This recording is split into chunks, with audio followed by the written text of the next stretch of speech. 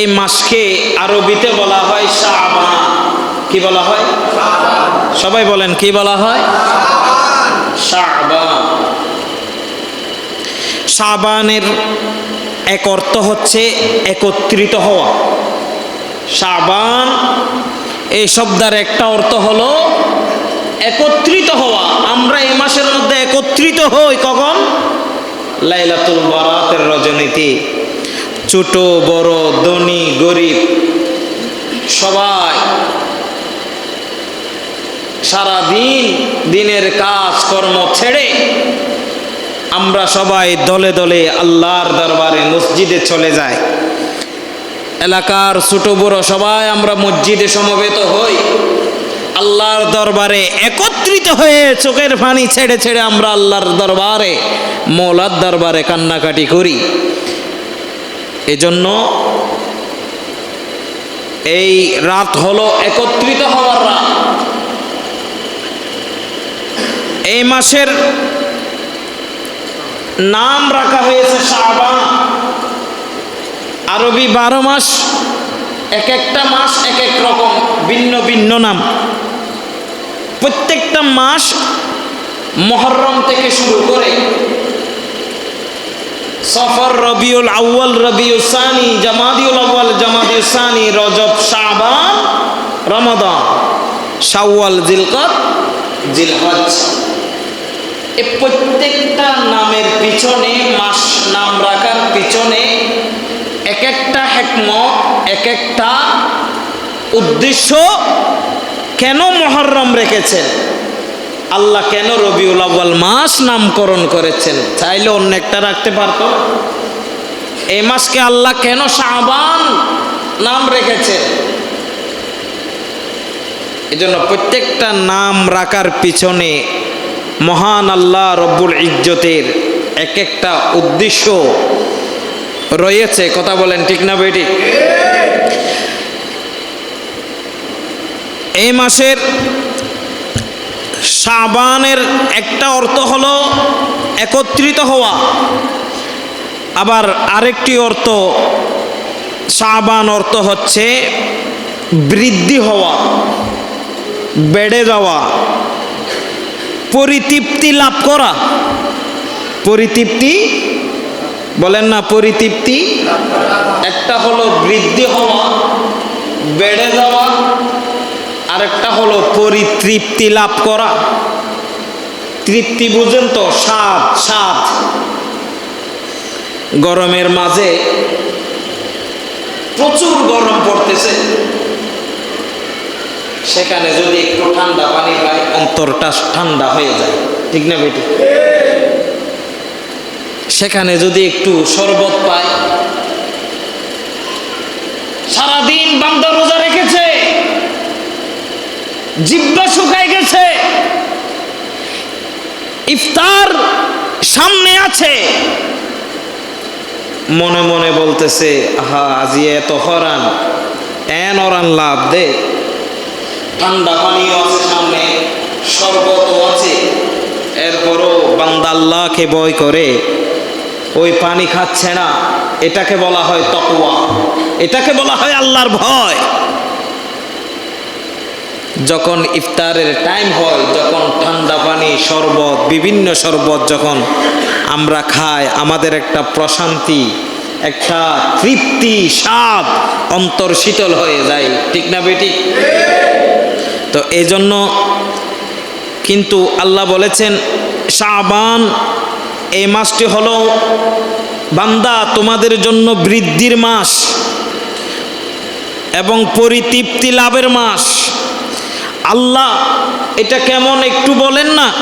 আল্লাহ বলতে লাগলেন এখানে শাবান, এই শাবানের ভিতরে 4টি হরফ আছে। কয়টি হরফ? বর্ণ, বর্ণ। কয়টি বর্ণ বলেন না? শিন, বলেন মুখে মুখে, শিন, আইন, বা, আলিফ, নুন। কয়টা হলো? 5টা। শিন, আইন, বা, আলিফ, নুন, শাবান। উচ্চস্বরে বলেন সুবহানাল্লাহ, আর জোরে বলেন সুবহানাল্লাহ। এখানে শিন, শিন দ্বারা শরাফত। শরাফত হলো তথা মর্যাদা। আল্লাহ পাক এই মাসের মধ্যে বান্দাদের মর্যাদা, বান্দাদেরকে শরাফত দান করেন, বান্দাদের মর্যাদা বুলন্দ করে দেয়। উচ্চস্বরে বলেন সুবহানাল্লাহ। আইন উলুব্বুন, আইন দ্বারা হলো উচ্চ মর্যাদা। আল্লাহ পাক এই শাবান মাসে আমার নবীর উম্মতদেরকে, গোলামদেরকে, আল্লাহর বান্দাদেরকে আল্লাহ পাক উচ্চ মর্যাদা দান করেন। উচ্চস্বরে বলেন সুবহানাল্লাহ।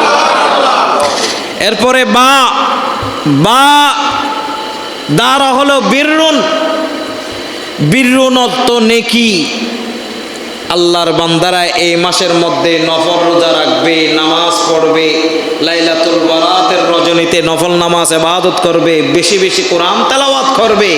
এইভাবে আল্লাহ বান্দাদের এই আমলগুলোর মাধ্যমে বান্দাদেরকে আল্লাহ নেকি দিতে থাকবেন, সওয়াব দিতে থাকবেন, বান্দার নেকি বাড়তে থাকবে। জোরে বলেন সুবহান।